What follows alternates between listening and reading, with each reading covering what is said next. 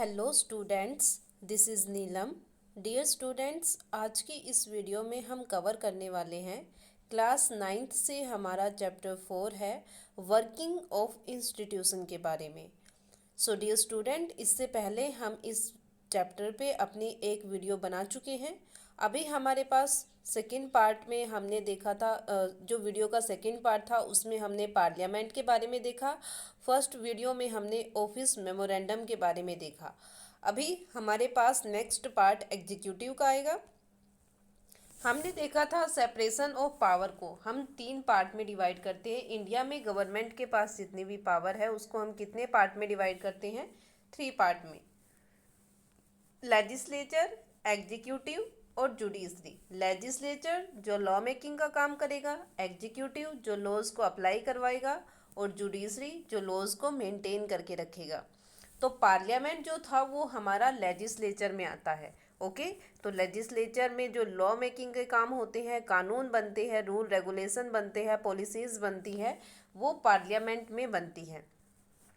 तो पार्लियामेंट के बारे में हम अपनी इस चैप्टर की सेकंड वीडियो, जिसमें हमने पार्लियामेंट से रिलेटेड और हमें पार्लियामेंट की ज़रूरत क्यों है इसके बारे में हमने कवर किया था, जिसमें हमने देखा कि पार्लियामेंट कितना इम्पोर्टेंट रोल, मतलब जो मिनिस्टर्स होते हैं उनका काम होता है रेगुलेशन बनाना, लेकिन कौन सा रूल रेगुलेशन, कौन सी पॉलिसी कंट्री में फॉलो की जाएगी और कौन सी रूल और रेगुलेशन या पॉलिसी कंट्री में फॉलो नहीं की जाएगी, इसका डिस्कशन, इसका फाइनल डिसीजन कौन लेगा? पार्लियामेंट लेगी।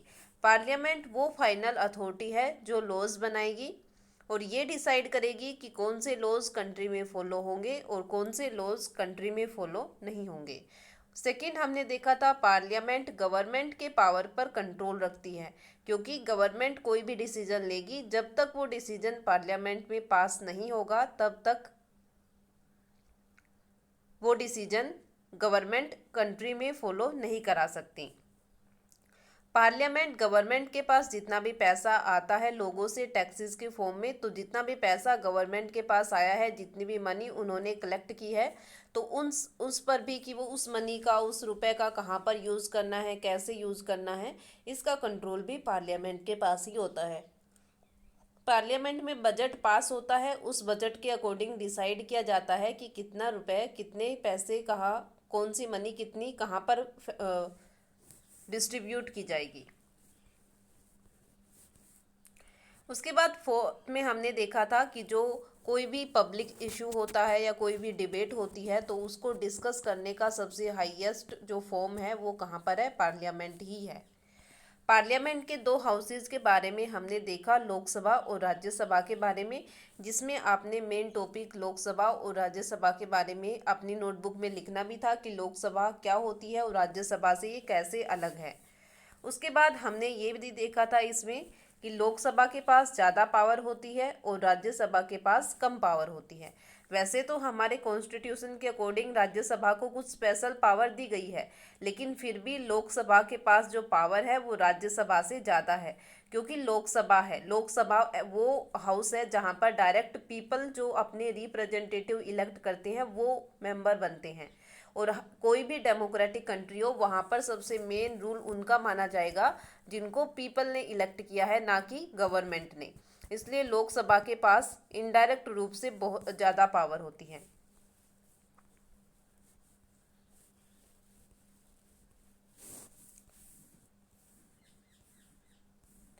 उसके बाद हमारा मेन टॉपिक आता है पॉलिटिकल एग्जीक्यूटिव के बारे में, कि जो पॉलिटिकल एग्जीक्यूटिव होते हैं वो क्या करते हैं। तो हमने पार्लियामेंट में देख लिया कि पार्लियामेंट का काम तो क्या होता है? लॉज मेकिंग का होता है, कि जो भी कानून बनते हैं, जो भी पॉलिसीज़ बनती है वो कहाँ पर डिस्कस होती है? पार्लियामेंट में। अगर पार्लियामेंट उनको अप्रूव कर देता है, उनके ऊपर अपनी सहमति दे देता है, एग्री होता है, और साथ में क्योंकि पार्लियामेंट का एक और मेन पार्ट होता है प्रेसिडेंट, जब तक प्रेसिडेंट उस डिसीजन को, उस पॉलिसी को, उस लॉज को असाइन नहीं करेगा तब तक वो कंट्री में फॉलो नहीं होगा। और जैसे ही प्रेसिडेंट उस लॉज, उस रेगुलेशन, पॉलिसी को असाइन कर देगा, उसको ये परमिशन दे देगा कि ये लॉज अब कंट्री में फॉलो हो सकते हैं, तो उसके बाद ही वो लॉज, वो रूल्स, रेगुलेशन मिनिस्टर्स कंट्री में फॉलो कराएंगे। तो जो लॉज एग्जीक्यूट कराने का काम होता है, इम्प्लीमेंट कराने का काम होता है, वो किसका होता है? एग्जीक्यूटिव का होता है। तो सेपरेशन ऑफ पावर का सेकंड पार्ट, मतलब सबसे पहले तो हमने पावर देख ली पार्लियामेंट के पास क्या है। अब दूसरी पावर का पार्ट आता है हमारे पास एग्जीक्यूटिव के बारे में, कि जो एग्जीक्यूटिव होते हैं, जो कंट्री में लॉज फॉलो करवाते हैं, इम्प्लीमेंट कराते हैं, अप्लाई करवाते हैं लोगों से, तो उसके बारे में हमारा आएगा एग्जीक्यूटिव के पार्ट में। और हमने ये भी पता है कि एग्जीक्यूटिव में प्राइम मिनिस्टर्स और बाकी जो भी स्टेट मिनिस्टर या अदर मिनिस्टर्स जो होते हैं उनको पॉलिटिकल एग्जीक्यूटिव में इंक्लूड किया जाता है।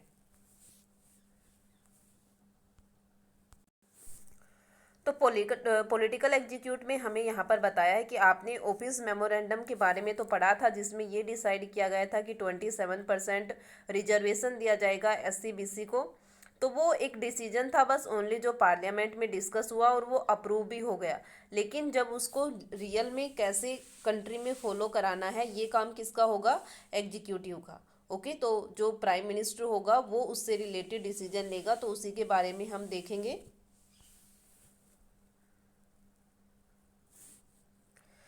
तो कोई भी जैसे जितने भी लॉज बनते हैं कि हमने देखा कि जो गवर्नमेंट है उसमें अलग अलग डिपार्टमेंट्स बने होते हैं। ठीक है, लेवल के अकॉर्डिंग अलग अलग फंक्शंस होते हैं और हर फंक्शन का अपना एक अलग डिपार्टमेंट होता है। और उस डिपार्टमेंट का जो भी मिनिस्टर होगा वो अपना काम, अपना फंक्शन, अपन जो भी काम उसकी डिपार्टमेंट से रिलेटेड होगा उसको करने के लिए उसकी रिस्पॉन्सिबिलिटी होगी। All those functionaries are collectively known as the executive. और जो भी ये सब काम करने वाले जितने भी मिनिस्टर या इनसे रिलेटेड जो भी पर्सन होगा उन सबको हम क्या बोलेंगे? एग्जीक्यूटिव बोलेंगे। मतलब पार्लियामेंट में क्या हुआ था? पार्लियामेंट ने तो ओनली ये डिसाइड किया था कि ये पॉलिसी, ये रूल, ये लॉज कंट्री में फॉलो करवाने हैं, बस उन्होंने तो एग्री किया था। लेकिन रियल में उनको फॉलो कराने की बात अगर आती है तो वो कौन कराएंगे? एग्जीक्यूटिव कराएंगे। और उस रूल को फॉलो कराने में जितने भी लोगों का, जितने भी मेंबर्स का, जितने भी मिनिस्टर का पार्टिसिपेशन होगा उन सबको कलेक्टिवली हम क्या बोलेंगे? एग्जीक्यूटिव बोलेंगे। Okay, they are called executive because they are in charge of the executive of the policy of government. Executive क्यों है? क्योंकि ये इंचार्ज होते हैं, जो भी पॉलिसी बनाई है गवर्नमेंट ने, तो उस पॉलिसी को लोगों में इनका काम होता है कि ये देखना कि कंट्री के सभी लोग, सभी पीपल उस पॉलिसी को अच्छे से फॉलो करें। और वो एज ए इंचार्ज यहाँ पर काम करेंगे। मतलब उनका काम होगा कि अपने एरिया में जो भी उनका पर्टिकुलर एरिया होगा एग्जीक्यूटिव का, तो वो सभी अपने एरिया में उस पॉलिसी को जो गवर्नमेंट लेके आई है उस पॉलिसी को अच्छे से एग्जीक्यूट कराएंगे। इसको इसलिए हम इनको क्या बोलते हैं? एग्जीक्यूटिव बोलते हैं। Thus when we talk about the government we usually mean the executive. और जब भी हम गवर्नमेंट का काम, गवर्नमेंट के बारे में बात करेंगे तो वहाँ पर गवर्नमेंट जो होगा वो किसके लिए यूज़ किया जाएगा? एग्जीक्यूटिव के लिए। ओके, तो एग्जीक्यूटिव एक तरह से वो पर्सन होते हैं जो रियल में काम करते हैं ग्राउंड पर। पार्लियामेंट में तो ओनली MLAs और MPs जो होते हैं वो ये डिसाइड कर देते हैं कि ये रूल फॉलो होना चाहिए, लेकिन उसको जब रियल में फॉलो कराने का जो काम होगा, सभी लोग उसको फॉलो करें, जो भी रूल पॉलिसी बनी है, वो काम होगा एग्जीक्यूटिव का। और एग्जीक्यूटिव को हम दो पार्ट में डिवाइड करते हैं, पॉलिटिकल एग्जीक्यूटिव और परमानेंट एग्जीक्यूटिव। पॉलिटिकल एग्जीक्यूटिव क्या होते हैं उसके बारे में देखते हैं हम एक बार। In a democratic country two categories make up the executive. हर डेमोक्रेटिक कंट्री में एग्जीक्यूटिव की दो कैटेगरी होती है। One that elected by the people for a specific period. एक वो होती है जो डायरेक्ट लोगों द्वारा इलेक्ट किए जाते हैं और वो भी एक स्पेसिफिक टाइम के लिए, और जैसे ही वो टाइम खत्म हो जाएगा उनका इलेक्शन दोबारा से होगा। Is called the political executive. और उनको क्या बोलते हैं? पॉलिटिकल एग्जीक्यूटिव बोलते हैं। मतलब डेमोक्रेटिक, जो भी डेमोक्रेटिक कंट्री होगी वहाँ पर टू कैटेगरी के एग्जीक्यूटिव होंगे। दो टाइप के ऐसे मिनिस्टर्स होंगे जो काम करेंगे। ओके, एक तो वो होगा जिनको डायरेक्ट लोग, कंट्री के पीपल इलेक्ट करेंगे, और वो भी एक पर्टिकुलर टाइम के लिए, 5 साल 6 साल के लिए। और जैसे ही वो टाइम पीरियड ख़त्म हो जाएगा वो पर्सन जो एग्जीक्यूटिव इलेक्ट किया गया वो अपने आप हट जाएगा, कोई और वहाँ पर अपॉइंट किया जाएगा। तो उनको तो हम बोलते हैं political executive. Political leaders would take the big decision fall in the category लगभग मोस्टली जो भी बड़े डिसीजंस होते हैं वो कौन लेते हैं, पॉलिटिकल लीडर लेते हैं। In the second category people are appointed on a long term basis. और दूसरी जो कैटेगरी है जिसमें एक तो हमने पॉलिटिकल देख ली, दूसरी हमारे पास आती है परमानेंट। तो परमानेंट जो कैटेगरी है उसमें क्या होते हैं कि उसमें जो भी पीपल्स अपॉइंट किए जाएंगे, जिसको भी अपॉइंट किया जाएगा उस कैटेगरी में, तो वो लॉन्ग टर्म के लिए इलेक्ट किए जाएंगे। ऐसा नहीं होगा कि हर 5 साल या 6 साल के बाद वो हटा दिए जाएंगे और उनकी जगह पर कोई और काम करेगा, तो ऐसा नहीं होगा। परमानेंट मतलब उनको पूरे जो भी जितना भी एक पर्टिकुलर टाइम पीरियड होता है उस पोस्ट के लिए, तो उस पूरी पोस्ट के लिए उसी एक पर्सन को इलेक्ट किया जाएगा। ऐसा नहीं होगा कि बार बार उनको इलेक्ट किया जा रहा है। Political this is called permanent executive और सिविल सर्विस। और इस उनको हम क्या बोलते हैं, या तो परमानेंट एग्जीक्यूटिव बोलते हैं या फिर क्या बोलते हैं, सिविल सर्विस बोलते हैं। Person working in civil service are called civil servant. जो भी पर्सन परमानेंट एग्जीक्यूटिव या सिविल सर्विस से कनेक्टेड होंगे उनको हम क्या बोलेंगे, सिविल सर्वेंट बोलेंगे। They remain in office even when the ruling party change. जब भी अगर मान लो रूलिंग पार्टी चेंज हो जाती है, गवर्नमेंट कोई और पार्टी बनाती है, तो भी उनको चेंज नहीं किया जाएगा। पॉलिटिकल लीडर जो एग्जीक्यूटिव होंगे वो चेंज हो जाएंगे, लेकिन परमानेंट एग्जीक्यूटिव चेंज नहीं होंगे। These officers work under political executive and assist them in carrying out the day-to-day administration। और इनका काम होगा कि जो पॉलिटिकल एग्जीक्यूटिव है उनके अंडर में वर्क करना और उनको असिस्ट करना, उनको बताना कि क्या कंट्री में हो रहा है, उनके एरिया में क्या हो रहा है, क्या नहीं हो रहा। तो जो परमानेंट एग्जीक्यूटिव है वो पॉलिटिकल एग्जीक्यूटिव के अंडर में वर्क करेंगे। तो यहाँ पर हमारे पास एक क्वेश्चन राइज होता है। क्वेश्चन ये कि जो पॉलिटिकल एग्जीक्यूटिव होते हैं उनके पास ज़्यादा पावर होती है या जो परमानेंट एग्जीक्यूटिव होते हैं उनके पास ज़्यादा पावर होती है। तो देखो हमने क्या देखा था, पॉलिटिकल एग्जीक्यूटिव तो कौन होते हैं, पॉलिटिकल एग्जीक्यूटिव वो होते हैं जो डायरेक्ट लोगों द्वारा इलेक्ट किए जाते हैं। और परमानेंट एग्जीक्यूटिव वो होते हैं जो लॉन्ग टर्म के लिए अपॉइंट किए जाते हैं, लेकिन ये डायरेक्ट लोगों द्वारा, कंट्री के लोगों द्वारा इलेक्ट नहीं किए जाते। ओके। तो जो पॉलिटिकल एग्जीक्यूटिव होते हैं वो मिनिस्टर्स बनते हैं। जैसे हमारे यहाँ पर कॉन्स्टिट्यूशन में से लोगों ने एक पर्सन को इलेक्ट कर दिया, अपना रिप्रेजेंटेटिव बना दिया और वो एमपी या एमएलए बन गया, तो वो तो हो गया पॉलिटिकल एग्जीक्यूटिव। बाद में उसको हमने ये भी देखा था कि जो एमएलए और एमपीज होते हैं उनको हो सकता है कि ड्यूअल रिस्पॉन्सिबिलिटी भी मिल जाए, या एक तो वो एमएलए या एमपी वर्क करेंगे और दूसरा उनके साथ उनको एक कोई भी डिपार्टमेंट है उसका हेड बना दिया, मिनिस्टर बना दिया। तो ऐसे करके उनके पास दो रिस्पॉन्सिबिलिटी आ जाएगी।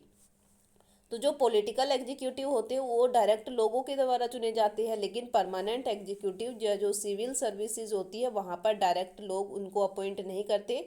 यहाँ पर उनको अलग से जो प्रोसीजर होता है वो अडॉप्ट होता है। और जहाँ तक हम बात करें एक डेमोक्रेटिक कंट्री की, तो डेमोक्रेटिक कंट्री में क्या होता है कि सबसे इम्पोर्टेंट और कुछ नहीं, ओनली ऑन कौन होते हैं, उस कंट्री के लोग इम्पोर्टेंट होते हैं।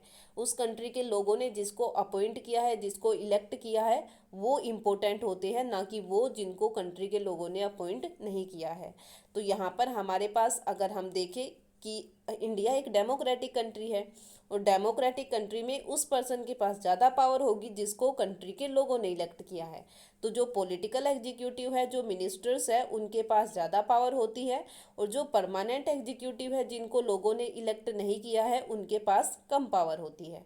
ठीक है। तो अगर आपसे क्वेश्चन पूछा जाए कि पॉलिटिकल एग्जीक्यूटिव के पास ज़्यादा पावर होती है या परमानेंट एग्जीक्यूटिव के पास, तो दोनों में से जो पॉलिटिकल एग्जीक्यूटिव है उनके पास ज़्यादा पावर होती है।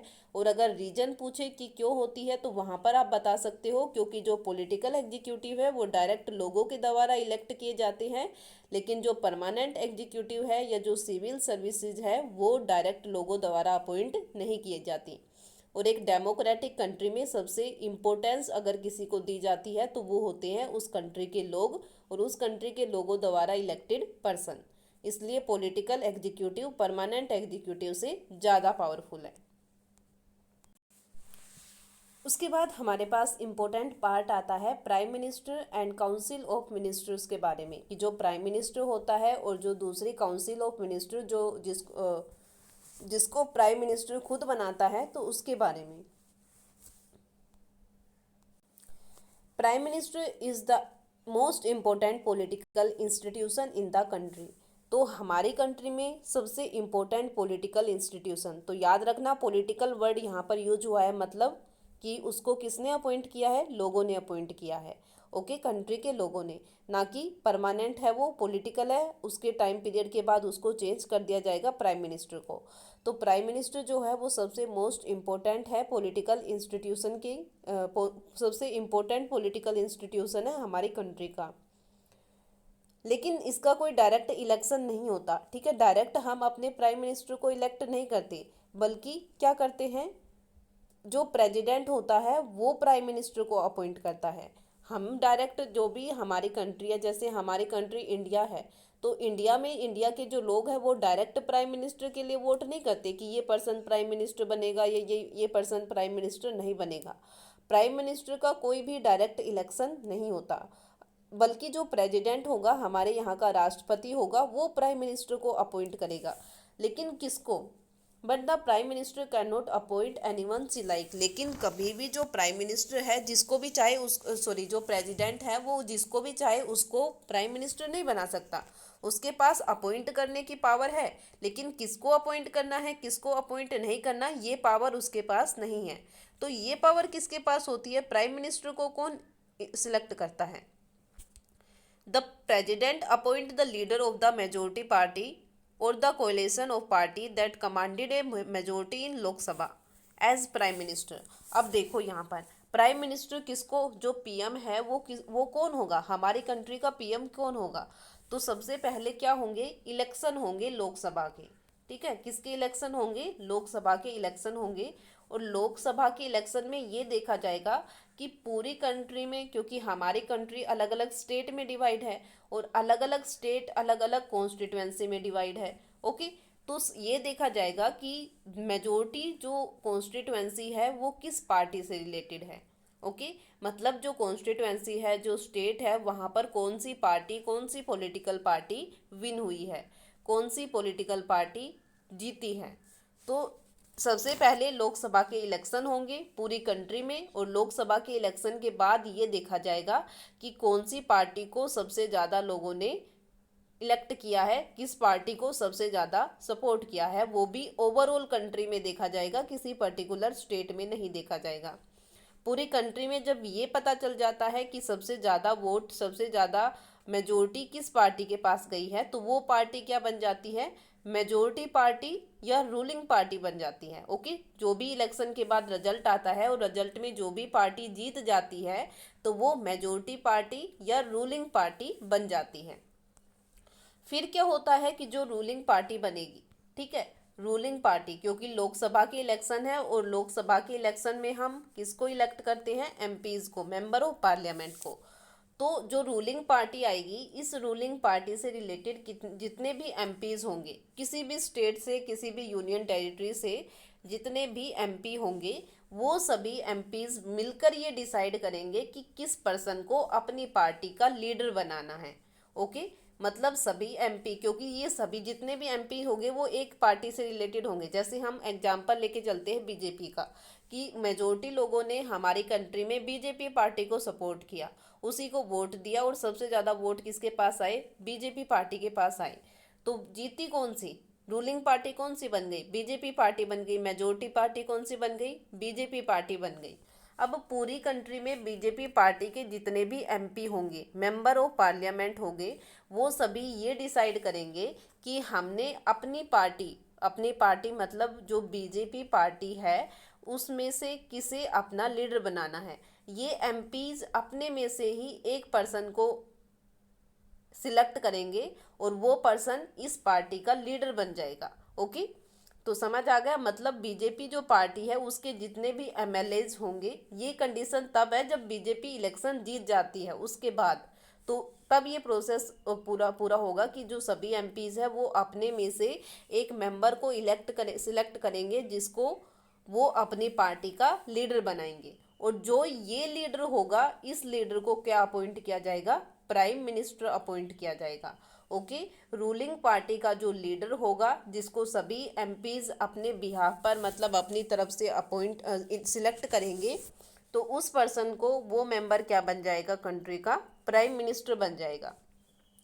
और जैसे ही प्राइम मिनिस्टर एक बार ये डिसाइड हो जाएगा कि हमारी पार्टी का लीडर ये है, तो उसी पर्सन को प्रेसिडेंट क्या अपॉइंट कर देगा, प्राइम मिनिस्टर अपॉइंट कर देगा। ओके, तो ऐसे प्राइम मिनिस्टर को अपॉइंट किया जाता है कि कंट्री का प्राइम मिनिस्टर कौन होगा।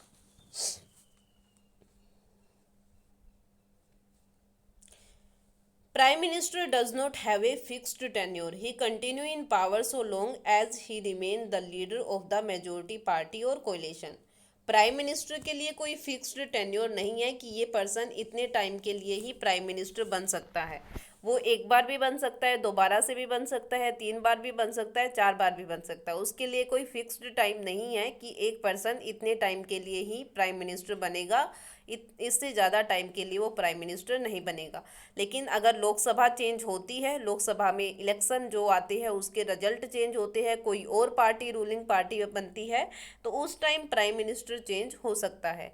या अगर वो पार्टी उसी पर्सन को प्राइम मिनिस्टर रखना चाहे तो उसको भी रख सकती है, कोई प्रॉब्लम नहीं है। ओके, तो ऐसे करके प्राइम मिनिस्टर का कोई फिक्स्ड टेन्योर नहीं होता, टाइम पीरियड नहीं होता कि प्राइम मिनिस्टर इतने टाइम के लिए है। हाँ, लोकसभा का टाइम पीरियड होता है कि लोकसभा 5 साल के लिए है। जैसे ही 5 साल खत्म हो जाएंगे, लोकसभा के इलेक्शन दोबारा से होंगे और हो सकता है प्राइम मिनिस्टर को भी दोबारा से अपॉइंट करना पड़े। लेकिन ये प्रोसेस तभी फॉलो होगा जब कोई और पार्टी रूलिंग पार्टी बनेगी। After the appointment of prime minister, the president appoints other minister on the advice of prime minister.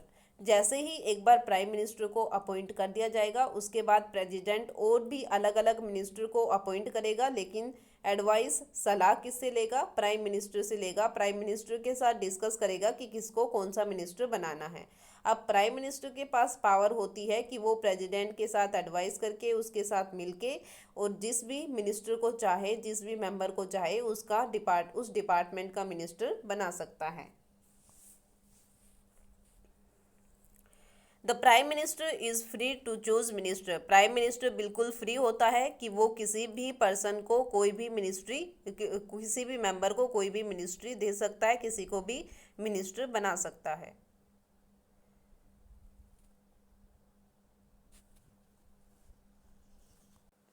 वैसे तो ज़रूरी है कि एक पर्सन जो पार्लियामेंट का मेंबर होगा वो उसी को इलेक्ट करे, लेकिन अगर वो पार्लियामेंट का मेंबर नहीं भी है तो भी प्राइम मिनिस्टर के पास पावर है कि वो उसको मिनिस्टर बना सकता है। Okay,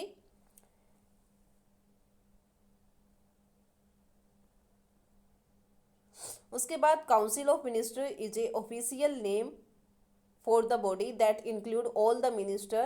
It usually has 60 to 80 minister of different rank. Okay, जो काउंसिल ऑफ मिनिस्टर है उसमें कितने मिनिस्टर्स को इंक्लूड किया जाता है, 60 से लेके 80 मिनिस्टर्स इसमें इंक्लूड किए जाते हैं, जो कैबिनेट अलग अलग मिनिस्टर्स होते हैं। तो काउंसिल ऑफ मिनिस्टर में सबसे फर्स्ट हमारे पास आता है कैबिनेट मिनिस्टर। ओके, तो cabinet minister are usually top level leader of the ruling party और पार्टीज वो are the change in the major ministries. तो जो कैबिनेट मिनिस्टर होते हैं वो जो रूलिंग पार्टी होती है, जो पार्टी विन हुई है, जिसने मेजोरिटी बनाई है, तो उसके टॉप लेवल जो लीडर होते हैं वो कैबिनेट मिनिस्टर में अपॉइंट किए जाते हैं। Usually cabinet minister meet to take decision in the name of the council of minister. Cabinet is thus the inner ring of the council of minister. मतलब जो कैबिनेट मिनिस्टर्स होंगे वो mostly जो पूरी कंट्री से रिलेटेड बड़े जो काफ़ी बिग डिसीजन होंगे वो लेंगे, और काउंसिल ऑफ मिनिस्ट्री के नाम से। It compare about 25 ministers. इसमें लगभग हम कितने मिनिस्टर्स को इंक्लूड कर कंप्राइजेस अबाउट 25 मिनिस्टर्स में 25 मिनिस्टर्स को इंक्लूड किया जाता है। सेकंड हमारे पास आता है ministers of state with independent charge. Second आता है ministers of state with independent charge are usually in charge of smaller ministry. They participate in the cabinet meeting only when specially invited. तो जो ministers होते हैं, मतलब ये वैसे तो स्टेट के मिनिस्टर होते हैं, लेकिन कभी कभी जो कैबिनेट की मीटिंग होती है, जो कैबिनेट मिनिस्टर्स की मीटिंग होती है, वहाँ पर भी इनको इनवाइट किया जा सकता है। तो वो कौन सी होते हैं, minister of state with independent charge. उसके बाद आता है मिनिस्टर ऑफ स्टेट, मतलब ओनली थर्ड जो पार्ट है वो है minister of state. Minister of state are attached to and require to consist assist cabinet minister. जो स्टेट के मिनिस्टर होंगे वो कैबिनेट मिनिस्टर को रेसिस्ट करेंगे, उनके मतलब ये बताएंगे कि हमारे स्टेट में क्या प्रॉब्लम है, क्या कंडीशन हमारे स्टेट की चल रही है, और वो पूरी कंडीशन कहाँ पर जाएगी, मतलब वो सिचुएशन उसकी रिपोर्ट कहाँ पर जाएगी, कैबिनेट मिनिस्टर के पास, और फिर कैबिनेट मिनिस्टर डिसीजन लेंगे।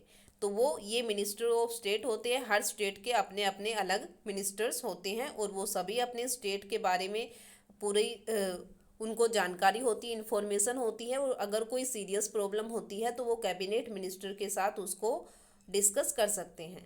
तो ऐसे करके जो काउंसिल ऑफ मिनिस्टर होती है उसमें हम थ्री पार्ट में डिवाइड करते हैं। Cabinet minister, ministers of state with independent charge और मिनिस्टर्स ऑफ स्टेट।